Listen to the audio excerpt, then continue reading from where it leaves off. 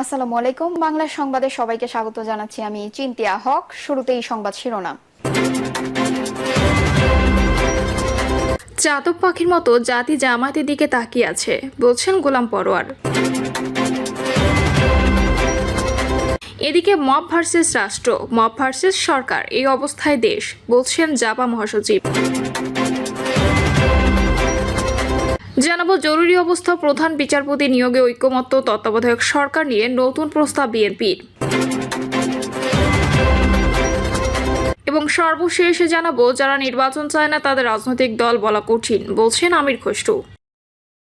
শুনছিলেন সংবাদ শিরোনাম, এবারে বিস্তারিত। চাতক পাখির মতো জাতি জামায়াতের দিকে তাকিয়ে আছে, বলছেন গোলাম পরোয়ার। বাংলাদেশ জামায়াতে ইসলামী সেক্রেটারি জেনারেল অধ্যাপক মিয়া গোলাম পরোয়ার বলেছেন, পাথর দিয়ে মানুষ হত্যা করে পুরো জাতিকে কলঙ্কিত করা হয়েছে। পুলিশ অপরাধীদের আটক করে আনলে একটি দলের নেতাকর্মীরা থানা ঘেরাও করে, থানা ভাঙচুর করে, পুলিশের ওপর হামলা চালিয়ে অপরাধীদের থানা থেকে ছিনিয়ে নিয়ে যায়। চাতক পাখির মতো জাতি জামায়াত ইসলামীর দিকে তাকিয়ে আছে উল্লেখ করে বাংলাদেশ জামায়াত ইসলামী সেক্রেটারি জেনারেল সাবেক এমপি অধ্যাপক মিয়া গোলাম পরোয়ার বলেছেন, দেশের বর্তমান পরিস্থিতি থেকে উত্তোলন পথ হচ্ছে সৎ, যোগ্য, দক্ষ, আদর্শ, নৈতিক ও মানবিক নেতৃত্ব। যারা চাঁদাবাজি করে, সন্ত্রাসী, দুর্নীতি, খুন, লুটপাট করে, তাদের উপর জাতি আস্থা রাখতে পারে না। জামায়াত ইসলামীতে রয়েছে সৎ, যোগ্য, দক্ষ, আদর্শ, নৈতিক ও মানবিক নেতৃত্ব। এজন্য জাতি জামায়াত ইসলামের প্রতি আস্থা রাখতে চায়। তিনি বলেন, যারা চাঁদাবাজি করে, সন্ত্রাসী, দুর্নীতি, খুন, লুটপাট করে, তাদের উপর জাতি আস্থা রাখতে পারে না। অধ্যাপক মিয়া গোলাম পরোয়ার বলেন, জামায়াত ইসলামীতে রয়েছে সৎ, যোগ্য, দক্ষ, আদর্শ, নৈতিক ও মানবিক নেতৃত্ব। এজন্য জাতি জামায়াত ইসলামের প্রতি আস্থা রাখতে চায়। কিন্তু এটা কেউ কেউ বুঝতে পেরে নতুন করে জামায়াত ইসলামের বিরুদ্ধে ষড়যন্ত্র করছে, অপপ্রচার চালাচ্ছে। অধ্যাপক মিয়া গোলাম পরোয়ার বলেন, সারা দেশে সন্ত্রাস, চাঁদাবাজ, দুর্নীতিবাজ, ধর্ষকদের বিরুদ্ধে জামায়াত ইসলামে প্রতিবাদ মিছিল ও বিক্ষোভ মিছিল করেছে। এতে কারো কারো গায়ে লাগে, কিন্তু তারা যদি সন্ত্রাস, চাঁদাবাজ, দুর্নীতিবাজ, ধর্ষকের পক্ষে না হয়, তাহলে তাদের গায়ে কেন লাগে? তাদের রাজনৈতিক দায়বদ্ধতা থেকে উচিত ছিল জামায়াত ইসলামীকে অনুসরণ করা। একসময় সন্ত্রাস, চাঁদাবাজ, দুর্নীতিবাজ, ধর্ষকদের পক্ষে অবস্থান নেওয়া পরিহার করে দেশ গড়তে প্রশাসনকে সহযোগিতা করতে তিনি সকল রাজনৈতিক দলের প্রতি আহ্বান জানান।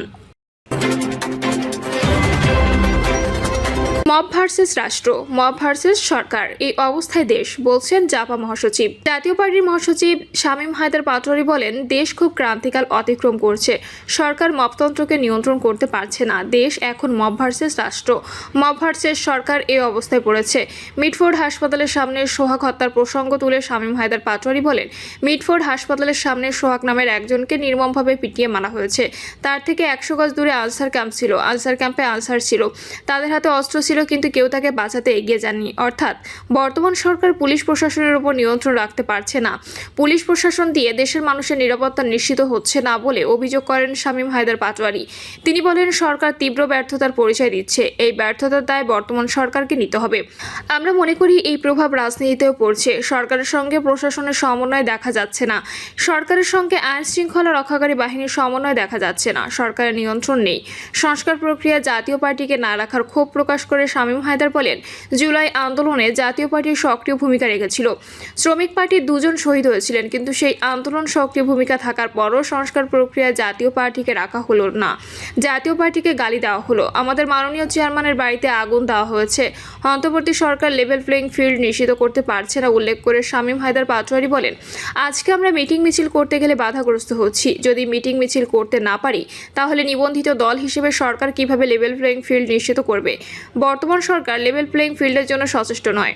জাতীয় পার্টির সাবেক জ্যেষ্ঠ নেতাদের সঙ্গে চেয়ারম্যান GM কাদেরের দ্বন্দ্ব এবং তাকে নতুন মহাসচিব করার বিষয়ে জানতে চান এক সাংবাদিক। এ বিষয়ে শামীম হায়দার পাটোয়ারী বলেন, আমরা এই বিষয়গুলো অনেকবার বলেছি।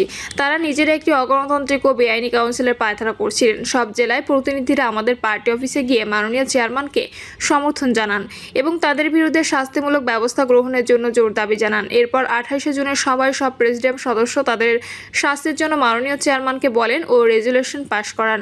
28 জুনের প্রেসিডিয়াম সদস্যদের মিটিংয়ের ভিত্তিতে রেজুলেশন করা হয় এবং তাদের বহিষ্কার করা হয়। জরুরি অবস্থা ও প্রধান বিচারপতি নিয়োগে ঐকমত্য তত্ত্বাবধায়ক সরকার নিয়ে নতুন প্রস্তাব বিএনপির।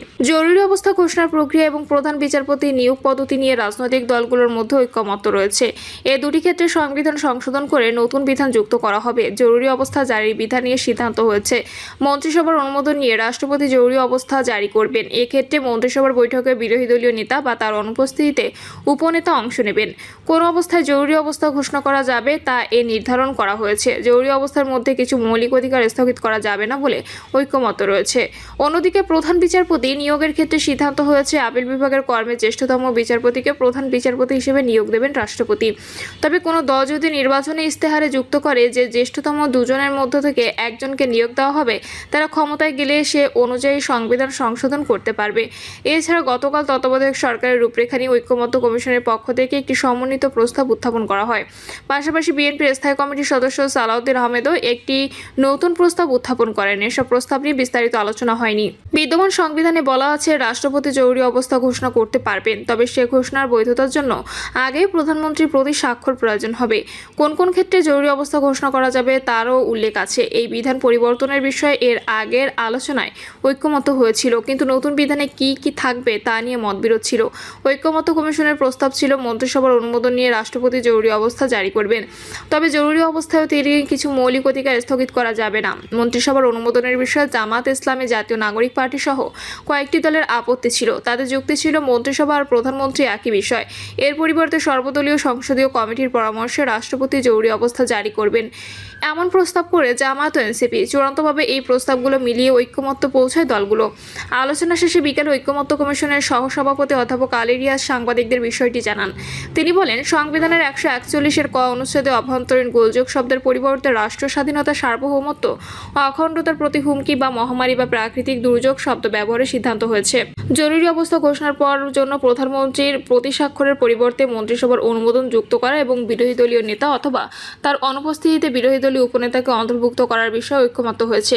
এছাড়া জরুরি অবস্থা চলাকালে সংবিধানের 47-এর ক অনুচ্ছেদের বিধান সাপেক্ষে কোনো নাগরিকের জীবনের অধিকার এবং বিচার ও দণ্ড সম্পর্কে বিদ্যমান সংবিধানের 35 অনুচ্ছেদে বর্ণিত মৌলিক অধিকারগুলো খর্ব করা যাবে না বলে ঐকমত্য হয়েছে বলে আলী রিয়াজ জানান। প্রধান বিচারপতি নিয়োগ আপিল বিভাগের কর্মে জ্যেষ্ঠতম বিচারপতিকে রাষ্ট্রপতি প্রধান বিচারপতি নিয়োগ দেবেন। এই প্রস্তাব ছিল বিচার বিভাগ সংস্কার কমিশনের, তবে আগের কয়েক দফা আলোচনায় এ নিয়ে দলগুলোর মধ্যে বিভাজন ছিল। জামাত, এনসিপি সহ কয়েকটি দল সরাসরি জ্যেষ্ঠতম বিচারপতির পক্ষে ছিল। অন্যদিকে বিএনপি সহ কিছু দল ছিল জ্যেষ্ঠতম দুজনের মধ্য থেকে একজনকে প্রধান বিচারপতি করার পক্ষে। এক পর্যায়ে এবি পার্টির সানি আব্দুল হক একটি বিকল্প প্রস্তাব দেন, তা হলো একটি নির্দিষ্ট সময় পর্যন্ত জ্যেষ্ঠতম দুজনের মধ্য থেকে একজনকে প্রধান বিচারপতি নিয়োগ করা হবে। এই প্রস্তাব নিয়েও পক্ষ বিপক্ষ তৈরি হয়। এক পর্যায়ে বিএনপি সালাউদ্দিন আহমেদ একটি নতুন প্রস্তাব দেন, তা হলো আপিল বিভাগের জ্যেষ্ঠতম বিচারপতিকে প্রধান বিচারপতি হিসেবে নিয়োগ দেবেন রাষ্ট্রপতি। যদি কোনো দলের নির্বাচনী ইস্তেহারে থাকে যে জ্যেষ্ঠতম দুজনের মধ্য দিয়ে একজনকে প্রধান বিচারপতি করা হবে, সে দল নির্বাচনে জয়ী হলে তারা সেভাবে সংশোধন করতে পারবে। যারা নির্বাচন চায় না তাদের রাজনৈতিক দল বলা কঠিন, বলছেন আমির খসরু। বিএনপির স্থায়ী কমিটির সদস্য আমির খসরু মাহমুদ চৌধুরী বলেছেন, নির্বাচন ও গণতন্ত্রকে যারা বাধাগ্রস্ত করতে চাচ্ছে, অস্থিরতা সৃষ্টির মাধ্যমে দেশকে একটি অশান্ত রাষ্ট্রে পরিণত করতে চাচ্ছে, তাদের রাজনৈতিক দল হিসেবে বিবেচিত করা কঠিন। তিনি বলেন, আপনি রাজনৈতিক দল হলে নির্বাচনে যেতে চাইবেন না, নির্বাচন করতে দেবেন না, তাহলে আপনি প্রেসার গ্রুপে কাজ করেন। আর যারা রাজনীতি করতে চায় তারা রাজনীতি করুক। এখন তারা বলছে ইলেকশনেরই দরকার নেই। এটা তো শেখ হাসিনার মতোই হয়ে গেল। শেখ হাসিনা তো অন্তত আমি আর ডামি করে হলেও মানুষকে বোঝানোর চেষ্টা করেছিল। আমির খসরু বলেন, এখন এরা বলছে ইলেকশনে যাওয়ারই দরকার নেই, মানে ইলেকশনের প্রক্রিয়াও হতে পারবে না। তাহলে এরা কি কোনো রাজনৈতিক দল হিসেবে গণ্য হতে পারে? এরা কি গণতন্ত্রের বিপক্ষে শক্তি নয়? তাহলে আমাদের কি করতে হবে? সহনশীলতার মাধ্যমে পরস্পরের প্রতি সম্মানবোধ রেখে বিএনপির রাজনীতিকে উচ্চ পর্যায়ে নিয়ে যেতে হবে। প্রিয় দর্শক, এই ছিল এখনকার সর্বশেষ সংবাদ আপডেট। সব সংবাদ পেতে চ্যানেলটি সাবস্ক্রাইব করে বেল আইকনটি ক্লিক করে রাখুন।